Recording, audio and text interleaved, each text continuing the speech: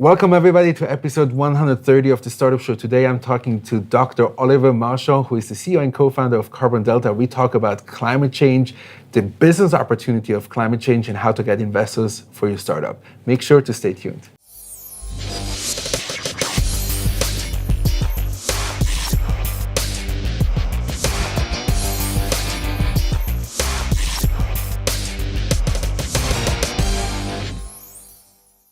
Welcome to episode 130 of the Startup Show. Today we are here in Zurich, and I'm very excited to talk to the CEO and co-founder of Carbon Delta, Oliver. Welcome to the show. Thank you. It's my first time on a show like this. Really? I'm really excited. I'm happy to be the premiere for you, a first timer. I have to tell you, honestly, there are many startups. It's the first time. So don't worry, you're in good company. We did some research.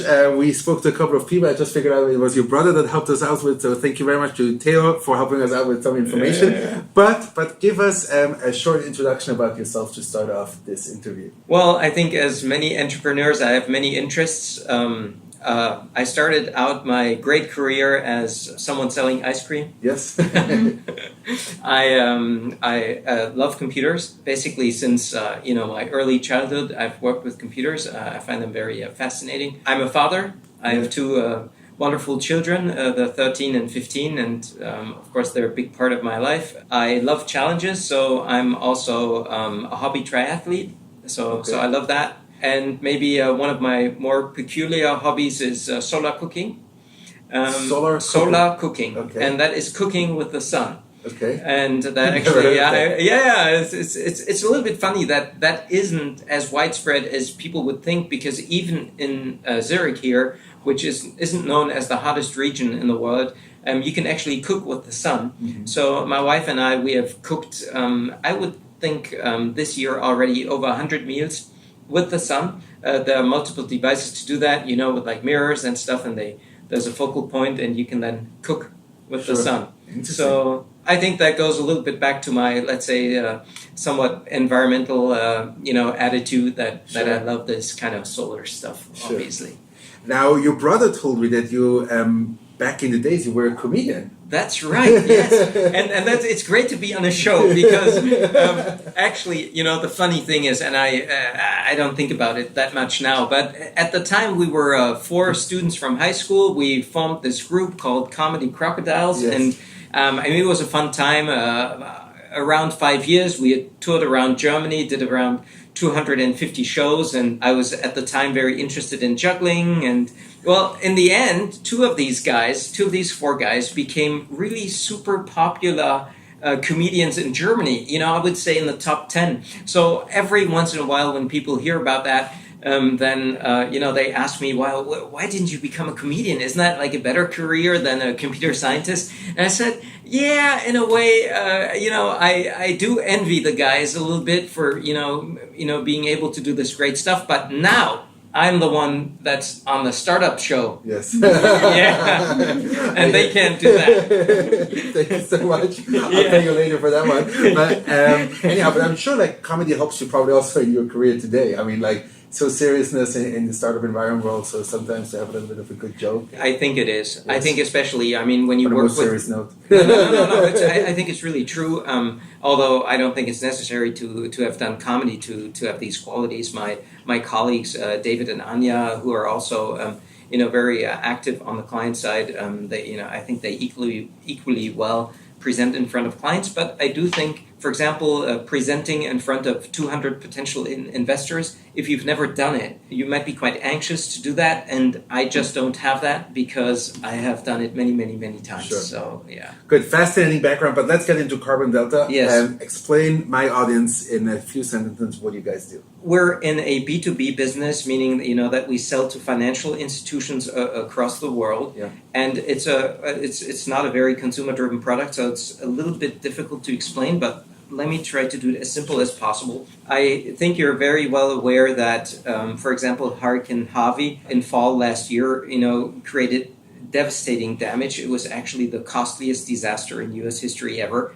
And the interesting point is that many people think that is only something that affects people in Houston. But it's actually not true. It affects all of us, and it affects all of us financially. And the reason is because our pension funds, they're actually invested globally. Mm-hmm. So I'm going to ask you a rhetorical question, and that is, would you want your pension fund manager to look at these climate change-induced risks into the future when managing your money? Yes. Of course you would, and that's why the question is rhetorical. Yes. And then the question would be, where would that pension fund manager go to look for information? And the shocking thing is that if they go into, let's say, a Bloomberg or Reuters terminal, they don't find any information. Mm-hmm. And that's because this topic is very new, because managing and analyzing these risks is very complicated, and Carbon Delta is now the company that has the most comprehensive model to manage these risks specifically for portfolio managers. Sure. And that's what we do. We basically provide them with the underlying data that you need for this kind of risk management. Sure. I hope that explains it. Yes, but let's crack it down a little bit more. Like, what data do you provide? What does a portfolio manager see when he says, like, I'm accessing your portal or your portfolio? Yes, our product is called Climate Value at Risk, and it really looks at what percentage of your holdings, let's say, for example, you're investing into an American utility company, and the big question is, if, for example, the Paris Agreement is fully implemented, would that company's share price drop in value, and how much? And that's what we really compute. We look at what would they have to pay for the emission reduction requirements under the Paris Agreement, and how would that affect the stock price? And it's a percentage number, meaning this company, we see it at minus 10%, this company, we see it minus 50%, and this company, we see it would die minus 100%. That actually happens in our model. And we also obviously have companies in our model that would actually benefit from climate change. Not that climate change is a good thing, but the economic impact is not distributed equally. So some companies, like, for example, companies that are in electromobility would obviously, in a way, benefit from the low-carbon transition. When you say, like, data, where do you get this data from? What's available online? How much do you gather? I guess you're not going physically anywhere to find this data. Yeah, I don't visit the Tesla production plants to get my own view on how it's going over there. No, I mean, we use a number of data sources. It's around 50 to 80. It's really data sources that we have. It's really a big data project. And so it spans from a partnership that we have with FactSet, that is one of these big financial data providers. We have a close collaboration with the Potsdam Institute. Mm-hmm. It's one of the most respected climate research institutes in the world. It's in Potsdam, near Berlin. We gather a lot of data ourselves. We actually do data mining. We have a number of machines that just walk through the internet and search for data. And actually, there's a lot of free data on the internet. If you want to know Switzerland's commitment to the Paris Agreement, you can just go online and you can find it. So, number of sources. I mean, you know, like, it's a very niche market. I mean, like, it seems to be very, like, I was very surprised. Yes. What inspired you to do that? Well, I think it's my background, actually. So on the one hand, in computer science, I've always worked in meteorology. So for about 15 years, I worked for weather services, the German Weather Service, Swiss Weather Service. I, for example, developed a thunderstorm warning system for Switzerland. Mm-hmm. And that just, I think, is my connection to atmospheric science. Yeah. So I've watched the climate change debate since 1992. Mm-hmm. That's been a long, long time. I also worked in finance. For about 10 years, I led Fish Asset Management's IT department. I had a team of about 12 to 15 software engineers that were building a portfolio management system. And I saw that these first CO2 numbers started popping up in Bloomberg terminals. So I thought, sadly enough, climate change is not a short-term trend, but it's really a long-term challenge that we're facing. So I was thinking that's, from a commercial perspective, that's good, you know, that we have something that is going to be a topic for a long time. But of course, I mean, for us as people, it's not so great. But I immediately saw that CO2 is not the only aspect you need to analyze when looking at climate change. So I thought, you know, when you see something where you're like, I'm so certain this is a trend, and if you think you know the solution and that you have that you're really anticipating something that others might not. I told my wife one evening, you know, I'm thinking about starting this kind of climate change company, and she was like, yeah, why not? I just seized the opportunity. You know, 3 weeks later, I quit my job. Yeah. Okay, cool. I mean, like, when you look at, let's say, what you achieved so far, what's next on the roadmap for you? Well, I think it's very normal, like in any other startup, right? You go through these phases. So we're now in like let's say a second market entry phase. We've had some very good contracts with big financial institutions, including Swiss Re, Allianz, AXA, some of the biggest names. So I think we've proven that our product has some interest in the market. Yeah. And now I think it's phase 2 maybe of this market entry where we need to extend our client base, improve our product, scale the company internally with more people, processes, and so on. Sure. Have you considered making a fund on your own, like looking at this data and then like investing accordingly? Yes, certainly, yeah. Yeah, we're actually in the process of doing that. We just recently sort of back tested our data, which is the process of taking the principal back, in our case 5 years, and to look at what would have happened if we would have invested according to our predictions. And it looks very, very good. We see considerable outperformance against the typical major indices. So actually a number of people in our company said, yeah, why not? Why not invest our own money in that way? And we're in the process of setting that up. When you go on your website, there's a long list of awards. Yes. What was, let's say, the most significant one that you say, like, this really helped us on our journey so far? Well, I would say we were lucky to win the Climate Kick. Climate Kick is a EU-funded organization, Best European Climate Startup Award. And for us, that was really, let's say, the biggest honor, and mainly because it was European-wide. Because it was specific on climate. There were around 300 startups competing for this award, and I think it generated the biggest, let's say, outreach, that announcement, and also the money we won was also quite considerable. So that really helped, and I think that was like the major boost in confidence also for the team. I saw something about the United Nations, also something that I think I recently saw some kind of press release, and you raised your Series A, so very exciting moment in the stage of your company. What does it mean for you, like these two steps? Well, this is really, in a way, for me, that's Carbon Delta 3.0. Yes. It went from Carbon Delta 1, David, Elke, and I, just thinking about, what are we doing? Then maybe stage 2, we really had our product. We worked with AXA, had this, big consulting job with them. Then now it's really stage 3. Yeah, it's, we're very excited and we're very happy. And if you just look at these announcements, then it all looks very rosy, but I have to be honest, it's also a huge challenge. We do see, we really want to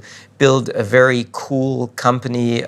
We want to build the best climate change risk management tool that exists globally, and want to have some sort of global standard positioning here. And that's why we still see that we're going uphill. Sure, yeah. That's great. No, it's great. It's very cool. One last question. I saw you have two investors. One is the ZKB and SICTIC. Yes. How is it, the interaction with them? How has your experience been through that fundraising round? Well, I think it was really great. We discussed with a number of VC funds before we contacted them. I think talking to VC funds was a little bit difficult. I think one of the reasons, I don't know if this is true, but my impression was that VC funds had sort of trouble seeing climate change as a business opportunity.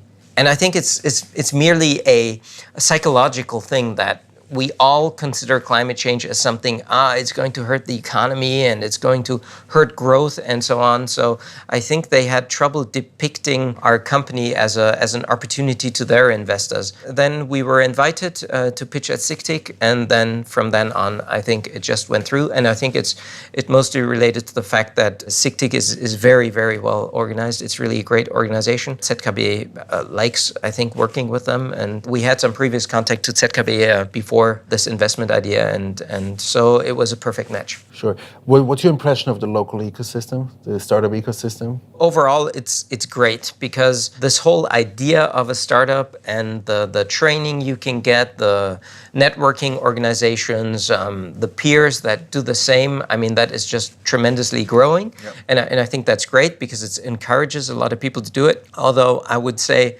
Switzerland is kind of a somewhat hard place to start a company, I think, mainly because it's very, very expensive to employ people here. And it's extremely difficult to employ people that are not Swiss residents or EU residents. And so, there are some downsides, I think, to starting a company here as well.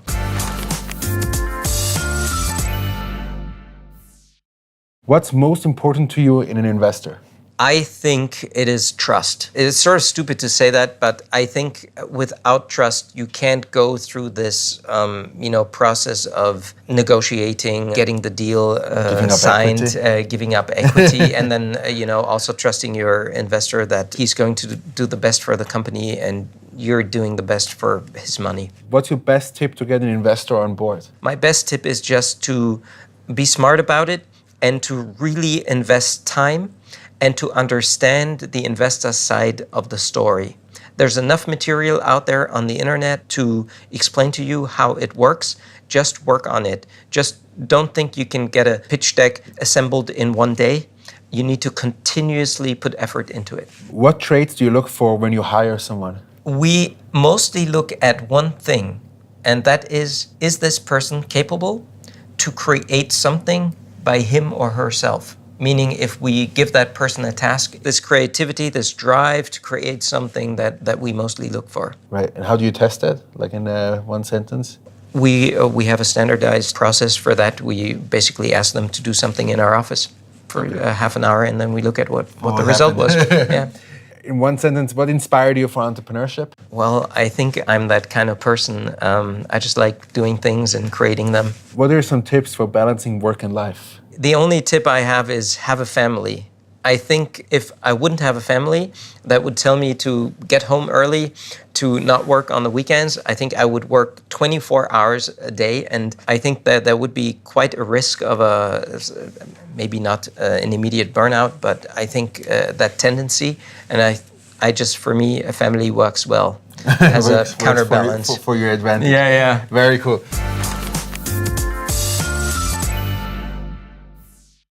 Oliver, now is your moment. We have a lot of students watching this show also.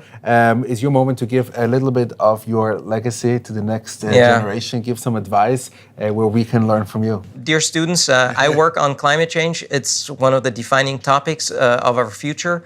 I think entrepreneurship is a great way of getting into this topic and helping to overcome this challenge. So if you want to do that, if that's something you're interested in, and overall, I think you should be thinking about what the effect is of what you're working on. If you agree with me, then work on a social enterprise. I think it's a great opportunity. Cool. Oliver, thank you so much for being on the show today. I really appreciate it. Thank you very much, everybody who stayed all the way till the end of this video. Thank you very much for your time. I appreciate it. Make sure to stay a few more seconds so you'll see who is up next week. Have a great day. Hi everybody, my name is René. I'm the CEO of Catch a Car. Make sure you tune in next Monday and subscribe to the channel.